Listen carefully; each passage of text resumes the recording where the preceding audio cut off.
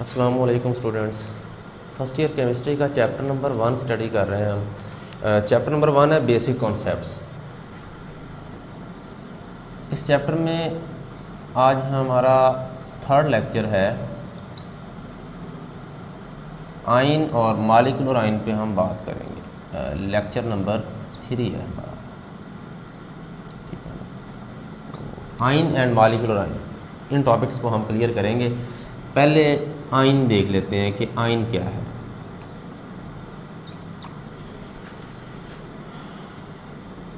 Positively और negatively charge species, positively और negatively charge species is called ion. H hydrogen atom, उसके nucleus में एक प्रोटॉन और उसके शेल्स में एक इलेक्ट्रॉन होता है। ठीक है, अगर इलेक्ट्रॉन उसने लूज़ कर दिया तो न्यूक्लियस में एक प्रोटॉन रह जाएगा, जिसकी वजह से वो पॉजिटिव हो जाएगा। अगर उसी ने एक इलेक्ट्रॉन ले लिया अपने शेल को मुकम्मल करने के लिए, डुप्लेट कंप्लीट करने के लिए, तो उस पर नेगेटिव चार्ज आ जाएगा, क्योंकि उसके पास इलेक्ट्रॉन्स 2 होंगे शेल्स में और न्यूक्लियस में एक ही प्रोटॉन है, तो वो -1 हो जाएगा। तो अगर कोई एटम एक इलेक्ट्रॉन लूज़ करे तो +1 हो जाएगा, 2 इलेक्ट्रॉन लूज़ करे +2 हो जाएगा, 3 इलेक्ट्रॉन लूज़ करे +3 हो जाएगा, 1 इलेक्ट्रॉन गेन करे -1, 2 इलेक्ट्रॉन गेन करे -2, 3 इलेक्ट्रॉन गेन करे -3, इस तरह से माइनस चार्ज आता जाएगा। तो हम इसको ऐसे भी डिफाइन कर सकते हैं,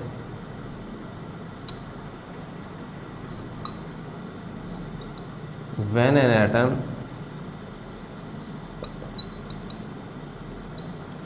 लूजेस और गेन्स इलेक्ट्रॉन्स में लिख देता हूँ, एक या एक से ज़्यादा इलेक्ट्रॉन्स हो सकते हैं। तो ये हमारे पास 2 डेफिनेशंस हो गई।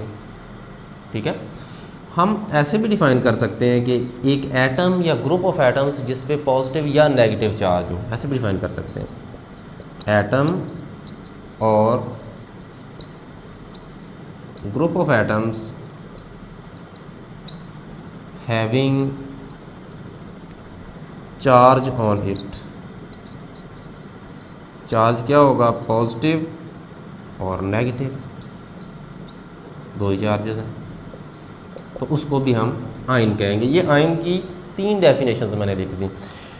यहाँ पे बाकी डेफिनेशंस भी हमारी जो है यहीं से बनेगी कि आयन जो है आगे उसकी टाइप्स हो सकती हैं हमारे पास। आयन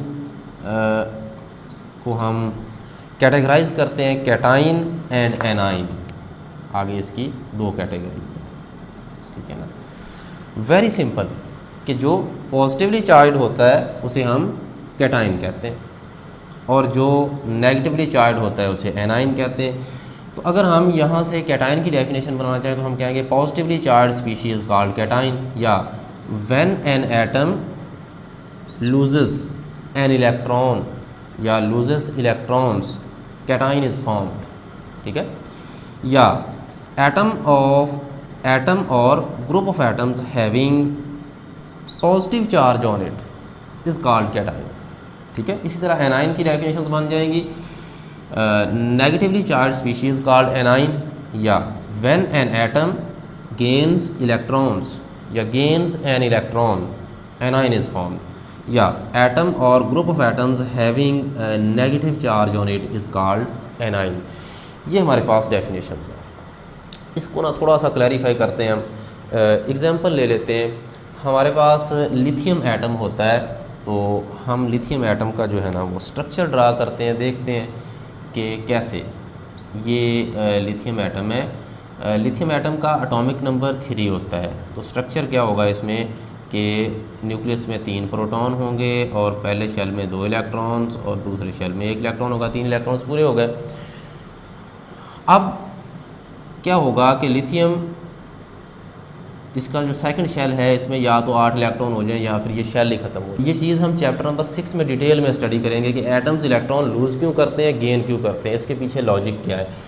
अब पता क्या करेगा, लिथियम जो है ये इस इलेक्ट्रॉन को लूज़ कर देगा और ये बन जाएगा Li पॉजिटिव। ठीक है, और जो एक इलेक्ट्रॉन उसने लूज़ कर दिया, स्ट्रक्चर क्या रह जाएगा इसका, ये 3 प्रोटॉन है न्यूक्लियस में और ये 2 इलेक्ट्रॉन्स बच गए वो वाला इलेक्ट्रॉन लूज़ हो गया। ठीक है, इस तरह से ये हमारे पास कैटाइन की फॉर्मेशन हो गई। ठीक है, अगर हम एग्जांपल देना चाह रहे हैं कैटाइन की तो हम लिख सकते हैं यहाँ पे Li पॉजिटिव, या हम Na पॉजिटिव भी लिख सकते हैं, या हम Ca+2 भी लिख सकते हैं। कैल्शियम 2 इलेक्ट्रॉन्स लूज़ करता है। कैल्शियम एटम 2 इलेक्ट्रॉन्स क्यों लूज़ करता है, या कुछ एटम्स 3 या 4 इलेक्ट्रॉन्स क्यों लूज़ करते हैं, ये चीज़ें जो हैं ये हमने चैप्टर 6 में डिटेल में इसको हम स्टडी करें। ठीक है, बात एक और कॉन्सेप्ट बड़ा इंपॉर्टेंट है कि हमारे पास ना ये न्यूक्लियस है और न्यूक्लियस इलेक्ट्रॉन्स को अट्रैक्ट कर रहा है। और 9th की केमिस्ट्री में बोहर के एटॉमिक मॉडल में हमने एक पॉइंट पढ़ा था कि न्यूक्लियस के गिर्द ये जो शेल्स होते हैं इनकी एनर्जी डिफरेंट होती है, और जब इलेक्ट्रॉन एक शेल से दूसरे शेल में जंप करता है तो उसकी एनर्जी चेंज होती है। यहाँ पे इलेक्ट्रॉन जब है हमारे पास न्यूक्लियस के करीब वाले शेल में, इस जगह पे है जब, तो उसकी एनर्जी जो है वो लो है, क्योंकि वो न्यूक्लियस के करीब है। अगर हम यहाँ पे बात करेंगे तो उसकी एनर्जी जो है वो क्या हो जाएगी, हायर एनर्जी। अगर हम ये बात करें कि हमने इस इलेक्ट्रॉन को न्यूक्लियस की ग्रिप से आज़ाद कर देना है, इसको इस एटम से बाहर निकाल देना है, तो वहाँ पे इलेक्ट्रॉन की एनर्जी हाईएस्ट होगी। ठीक है, तो हम इस इलेक्ट्रॉन को अगर यहाँ से निकाल के इसको आज़ाद करना चाह रहे हैं, मसलन हम इस इलेक्ट्रॉन को जो है वो यहाँ पे ले जाना चाह रहे हैं, यहाँ से निकाल के इसको आज़ाद करना चाह रहे हैं, तो इस मकसद के लिए हमें क्या करना पड़ेगा, हमें इस इलेक्ट्रॉन को एनर्जी देना पड़ेगी। जब हम इस इलेक्ट्रॉन को एनर्जी देंगे तो ये यहाँ से हाई एनर्जी स्टेट में आके यहाँ से जो है ये मूव कर जाएगा। ठीक है, तो इस तरह से जब भी हम कैटाइन की फॉर्मेशन करते हैं तो हमें एनर्जी देना पड़ती है। कैटाइन की फॉर्मेशन जो है ये हमारे पास एक एंडोथर्मिक प्रोसेस है।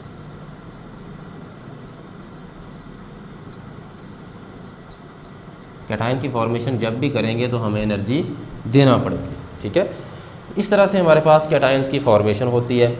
एनाइन की फॉर्मेशन की अब हम बात करते हैं। एनाइन की फॉर्मेशन कैसे होती है कि एटम्स इलेक्ट्रॉन ले लेते हैं, वो एटम्स इलेक्ट्रॉन लेते हैं जिनके आखिरी शेल में 6 या 7 इलेक्ट्रॉन्स होते हैं। हम ना ऑक्सीजन की एग्जांपल लेते हैं, और ऑक्सीजन जो है उसका एटॉमिक नंबर 8 है। तो स्ट्रक्चर जब हम बनाएंगे तो +8 इसका न्यूक्लियस, और पहले शेल में 2 इलेक्ट्रॉन्स की कैपेसिटी होती है, बाकी 6 इलेक्ट्रॉन्स बच गए, तो वो 6 इलेक्ट्रॉन्स जो हैं वो इस तरह से सेकंड शेल में आ जाएंगे। अब क्या होगा कि इसके आखिरी शेल में 6 इलेक्ट्रॉन्स, या तो सबको लूज़ कर दे या 2 इलेक्ट्रॉन मज़ीद ले ले, तो ये 1 इलेक्ट्रॉन पहले गेन करेगा। 1 इलेक्ट्रॉन न्यूट्रल ऑक्सीजन एटम में एंटर होगा और हमारे पास क्या बन जाएगा, O नेगेटिव की फॉर्मेशन हो जाएगी। ठीक है, यहाँ पे 1 और इलेक्ट्रॉन आ जाएगा। अब देखें यहाँ से ये वाला इलेक्ट्रॉन जब यहाँ पे आएगा, यहाँ से ये इलेक्ट्रॉन जो है हमारे पास ये यहाँ से गया था तो हमें एनर्जी देना पड़ी थी। अब ये वाला जो इलेक्ट्रॉन है ये यहाँ से आ रहा है इसमें, तो यहाँ जब ये एटम से बाहर है तो इसकी एनर्जी ज़्यादा है, जब एटम में आ जाएगा तो इसकी एनर्जी कम हो जाएगी।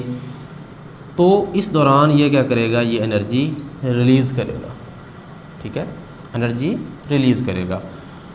तो ये हमारे पास क्या हुआ, ये हमारे पास हुआ एक्सोथर्मिक प्रोसेस।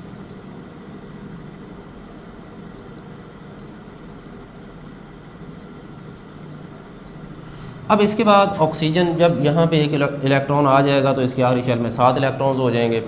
7 इलेक्ट्रॉन्स जब हो जाएंगे तो भी ये अनस्टेबल है, इसका ऑक्टेट तो कंप्लीट नहीं है, तो इसको एक मज़ीद इलेक्ट्रॉन की ज़रूरत है। तो ये 1 और इलेक्ट्रॉन गेन करेगा और फॉर्मेशन कर देगा O2 नेगेटिव की। यहाँ पे जब दूसरा इलेक्ट्रॉन इसमें एंटर होगा तो जब ये इलेक्ट्रॉन यहाँ पे एंटर होने लगेगा तो इस पे तो ऑलरेडी नेगेटिव चार्ज है, तो ये क्या करेगा, इस इलेक्ट्रॉन को रिपेल कर देगा। ये नेगेटिव चार्ज इस इलेक्ट्रॉन को रिपेल करेगा, तो यहाँ पे अगर हम एनर्जी प्रोवाइड करेंगे देन सेकंड इलेक्ट्रॉन जो है इसमें एंटर हो सकता है। ठीक है, तो इस तरह से ये हमारे पास था यूनी नेगेटिव एनाइन। ये वाला यूनी नेगेटिव एनाइन की फॉर्मेशन हमेशा एक्सोथर्मिक प्रोसेस होता है। जब भी यूनी नेगेटिव आयन बनेगा हम इलेक्ट्रॉन न्यूट्रल एटम में एंटर करवाएंगे और एनर्जी रिलीज़ होगी। लेकिन जब डाई नेगेटिव या ट्राई नेगेटिव की बात करेंगे तो हम इलेक्ट्रॉन एंटर करवा रहे होंगे ऑलरेडी जिसके ऊपर एक चार्ज है जो कि एनाइन है, एनाइन में इलेक्ट्रॉन एंटर करवाएंगे तो हमें एनर्जी देना पड़ेगी, क्योंकि एनाइन पे जो नेगेटिव चार्ज है वो इस इलेक्ट्रॉन को रिपेल करेगा। तो ये हमारे पास अगेन एंडोथर्मिक प्रोसेस हो जाता है।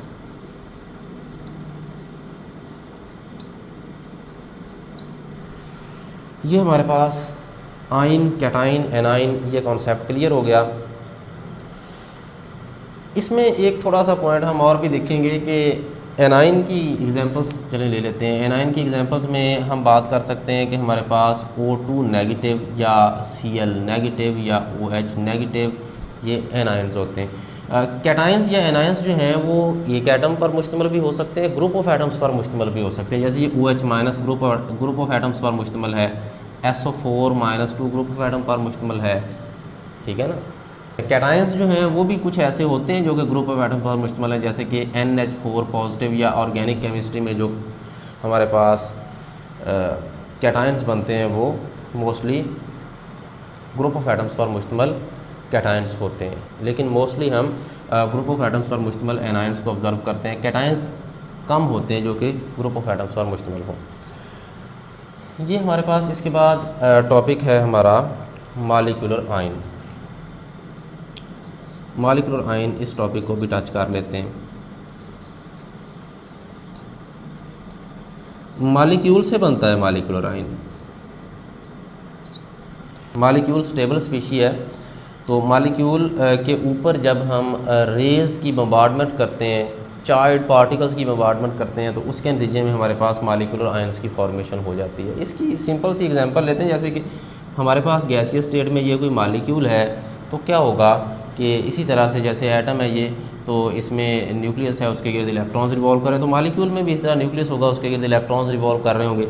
हाई एनर्जी इलेक्ट्रॉन्स की बम्बार्डमेंट करवाएंगे हम इन मॉलिक्यूल्स पर। गैसीय स्टेट में जब ये मॉलिक्यूल्स होंगे तो ये इलेक्ट्रॉन्स जब इन मॉलिक्यूल से टकराएंगे तो ये मॉलिक्यूल्स जो हैं ये मॉलिक्यूलर आयन में कन्वर्ट हो जाएंगे। कैसे कि मसलन यही है, यहाँ पे इलेक्ट्रॉन्स, फास्ट मूविंग इलेक्ट्रॉन्स आ रहे हैं, तो यहाँ से वो गुजरते हैं, तो दो पॉसिबिलिटीज़ हैं, या तो वो यहाँ से इलेक्ट्रॉन एक या दो इलेक्ट्रॉन्स को निकाल के अपने साथ ले जाएं, या ये भी पॉसिबिलिटी है कि वो इलेक्ट्रॉन जो फास्ट मूविंग आ रहा है वो यहाँ इस न्यूक्लियस की ग्रिप में आ जाए और इसके साथ ही शामिल होकर रिवॉल्व करने लग जाए, ठीक है ना।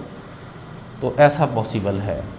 यहाँ पे अगर हम एग्जांपल ले लें हीलियम की, हीलियम मॉलिक्यूल है ना, तो ये और ये ऐसे, ठीक है, इसके ऊपर हमने इलेक्ट्रॉन्स की बम्बार्डमेंट करवाई।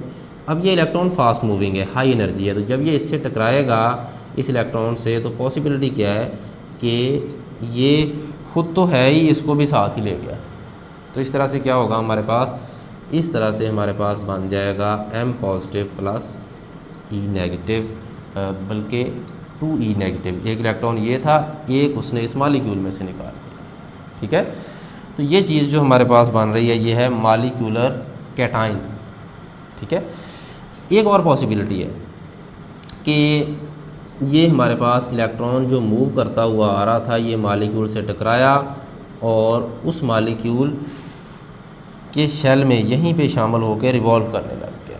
तो इस तरह से हमारे पास क्या होता है, M नेगेटिव की फॉर्मेशन होती है, ठीक है, एनायनिक मॉलिक्यूलर आयन। लेकिन जो कैटायनिक मॉलिक्यूलर आयन होते हैं वो अबंडेंट होते हैं, वो ज़्यादा बनते हैं, एनायनिक बहुत कम बनते हैं। अगर हम इस तरह से इलेक्ट्रॉन बीम की बम्बार्डमेंट करते हैं गैसीय स्टेट में मॉलिक्यूल्स के ऊपर, तो बहुत सारे कैटाइंस बनेंगे और चंद एक जो है वो एनाइंस भी उसमें बन सकते हैं, बहुत रेयर होते हैं ये। इसके बाद है कि मॉलिक्यूलर आयंस की फॉर्मेशन कैसे होती है कि when molecules in gaseous state are bombarded with